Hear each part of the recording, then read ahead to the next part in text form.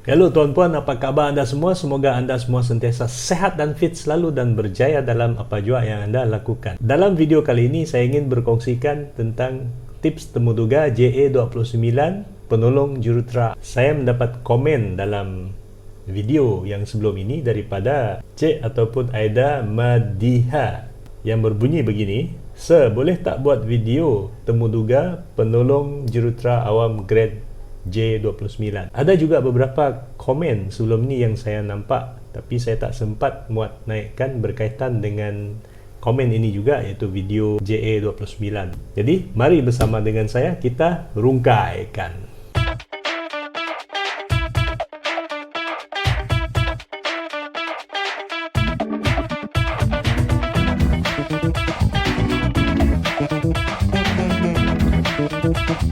Baiklah tuan-puan, bersama dengan saya lagi, saya Matthew Barin. Saya ingin berkongsikan tentang tips temuduga JA29 penolong jurutera awam. Bagi sesiapa yang belum lagi subscribe kepada channel ini, silakan tekan butang subscribe di bawah. Dan subscribe itu adalah percuma. Tekan juga tombol loceng supaya anda boleh mengikuti video-video baharu yang akan saya muat naikkan dalam channel ini kelak. Bagi yang sudah subscribe, terima kasih kepada sokongan anda selama ini. Yang pertama, berdoa. Dalam setiap apa yang anda lakukan, anda seharusnya berdoa mengikut kepercayaan dan juga amalan masing-masing. Sebelum anda pergi temuduga, anda perlu memanjatkan kesyukuran kepada pencipta kita bahawa anda telah sampai ke peringkat temuduga. Ramai calon-calon lain yang tak sampai ke peringkat temuduga. Ada yang kandas di peringkat ujian dan ada yang kandas di peringkat permohonan. Sekiranya anda telah sampai ke peringkat temuduga, pastikan anda buat yang terbaik dan buatlah persediaan yang sangat rapi. Yang kedua, kaji bidang tugas, penempatan, gaji dan maklumat-maklumat yang berkaitan dengan jawatan yang ditawarkan. Kemungkinan akan ada soalan yang berkaitan dengan bagaimanakah anda memohon jawatan ini. Apakah persediaan anda memohon jawatan ini? Apakah persediaan yang telah anda buat sebelum anda hadiri temuduga ini? Apakah yang anda tahu tentang jawatan ini? Jadi sekiranya anda dikemukakan soalan sedemikian, jangan hanya baca dalam portal. Dalam portal SPA tersebut memang ada dinyatakan deskripsi tugas. Jangan baca sebiji. Anda pastikan anda boleh menghuraikan dengan memberi contoh-contoh yang pernah anda lihat, yang pernah anda baca dan anda pernah melalui contoh-contoh tugasan-tugasan ataupun bidang tugas jawatan tersebut. Yang ketiga, kaji isu-isu semasa yang berkaitan dengan bidang tugas ataupun organisasi tempat anda bertugas kelak.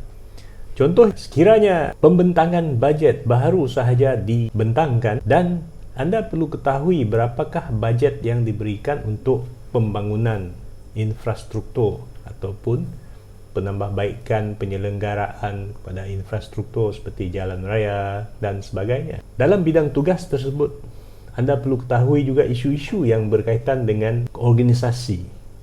Contohnya, sekiranya ada satu jambatan telah dibina, namun jabatan tersebut mengalami kerosakan ataupun runtuh.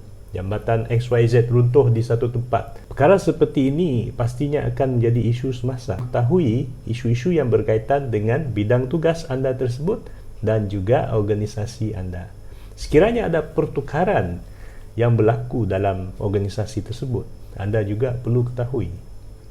Sekiranya ada pertukaran, contohnya pertukaran menteri, timbalan menteri, KSU dan sebagainya, itu anda perlu ikut. Tuan-puan, jangan juga lupa untuk baca pekeliling-pekeliling yang berkaitan dengan kejuruteraan. Pekeliling-pekeliling yang berkaitan dengan kejuruteraan, pembangunan, akta-akta yang berkaitan dengan kejuruteraan ataupun bidang tugas anda ataupun organisasi anda kelak. Namun demikian, perlu diingati bahawa temuduga mungkin hanya boleh berlangsung dalam 10 ke 20 minit. JA29 ini biasanya dalam 10 ke 15 minit. Musim COVID ni pula, temuduga tidak akan melebihi 15 minit.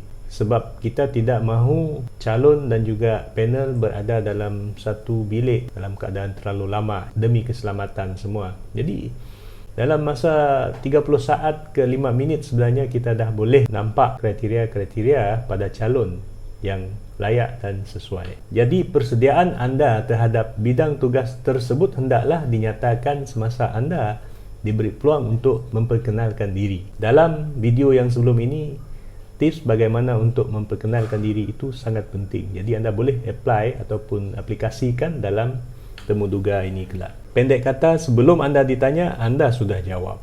Yang keempat, buatlah lawatan ke organisasi tempat anda bekerja kelak.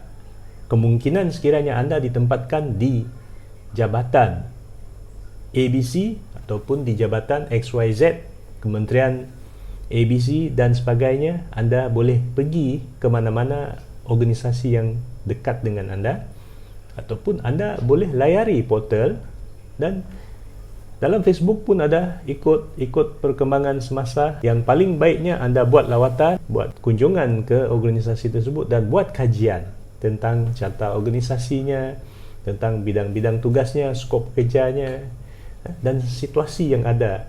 Bila anda pergi buat kunjungan tersebut, ceritakan semasa anda temuduga bahawa anda pernah pergi ke jabatan ini dan anda telah buat kajian ini. Dan bila anda temuduga kelak, anda ceritakan sedikit. Yang kelima, timba pengalaman anda. Setelah anda habis pengajian, habis diploma kejuruteraan awam, carilah mana-mana kerja yang berkaitan dengan bidang tugas. Kerja kontrak pun boleh jadi, kerja-kerja apa-apa saja kerja. Anda boleh bekerja menjadi buruh binaan, anda boleh jadi pembantu buruh binaan dan sebagainya. Semua ini akan menimba ilmu pada diri anda. Walaupun anda tidak jadi penolong jurutera pada syarikat yang besar, anda boleh jadi pembantu buruh binaan ataupun menjadi buruh binaan di mana-mana, kerja-kerja pembangunan, kerja-kerja membuat bangunan dan sebagainya. Anda akan timba pengalaman di sini. Yang keenam, cari mentor. Carilah mentor dari kalangan penjawat awam yang memegang jawatan tersebut yang dah bekerja, yang berpengalaman, ataupun jurutera awam JA 41, 44, 48 dan sebagainya. Bila anda ada mentor, anda boleh berkongsi ataupun anda boleh memperolehi pengalaman, maklumat dan sebagainya daripada mentor anda tersebut. Yang ketujuh, aktifkan diri anda. Anda boleh aktifkan diri anda dengan menyertai persatuan, kelab dan juga boleh terlibat dalam sukan dan aktiviti-aktiviti sosial ataupun buat-buatlah kerja amal supaya anda biasakan diri dalam bercampur gaul dengan orang awam, dengan orang ramai, dan anda boleh menerapkan nilai-nilai kerjasama anda, nilai-nilai kerja berpasukan, disiplin anda dan niat anda, nilai-nilai murni untuk anda membantu orang. Aktiviti begini boleh menunjukkan bahawa anda ini bersedia untuk berada dalam satu organisasi. Bila anda bekerja kelak, anda akan bercampur gaul dengan pelbagai lapisan rakan sekerja, ketua-ketua anda dan juga pelanggan-pelanggan di sekeliling anda kelak. Dan juga sekiranya anda aktif dalam sukan, ini menunjukkan bahawa anda ini seorang yang aktif. Bila anda bekerja kelak, anda boleh melakukan banyak perkara kerana anda aktif dalam sukan ni boleh menyebabkan anda sihat dari segi fizikal dan juga mental. Yang ke-8, sediakan idea ataupun projek penambahbaikan. Cuba buat kajian dalam organisasi yang di mana anda akan ditempatkan kelak dan fikirkan tentang idea ataupun anda buat sesuatu sistem penambahbaikan, buat produk yang boleh menyelesaikan masalah penyampaian dalam perkhidmatan anda kelak. Jadi bila anda hadir temuduga tersebut, anda boleh buat pembentangan ringkas. Tunjukkan melalui handphone anda, smartphone anda ataupun iPad. Melalui handphone pun okey. Tunjukkan satu video ringkas selama seminit, kurang daripada 2 minit lah. Tunjukkan idea anda, ataupun anda buat dalam kertas berbentuk laporan, bergambar dan sebagainya, dan bentangkan kepada panel. Jadi sekiranya anda buat demikian, ini menunjukkan bahawa anda selangkah ke hadapan. Anda dah melangkah satu kaki ke dalam organisasi tersebut. Belum lagi bekerja, anda dah menunjukkan idea, kebolehan anda untuk menyelesaikan masalah dalam organisasi. Namun demikian, jangan lupa mohon izin daripada panel bahawa anda ingin mengemukakan ataupun membentangkan idea ataupun cadangan anda yang boleh digunakan sekiranya anda bekerja kelak. Yang kesembilan, jadilah seperti seorang penolong jurutera awam, JA29. Maksud saya di sini adalah tuan-tuan, anda perlu bersikap, bercakap, berpakaian seperti seorang jurutera awam. Cara keterampilan anda seharusnya sebagai seorang profesional, seorang pegawai kanan, dan juga anda bercakap tentang istilah-istilah yang digunakan oleh penolong jurutera awam ataupun digunakan oleh jurutera ataupun alam kejuruteraan. Bila anda diberi peluang untuk bercakap tu, anda keluarkan ayat-ayat daripada Section A, Section 1 dalam akta yang digunakan dalam organisasi anda. Anda juga boleh gunakan istilah-istilah yang lebih berkait rapat dengan kejuruteraan ataupun bidang tugas anda kelak.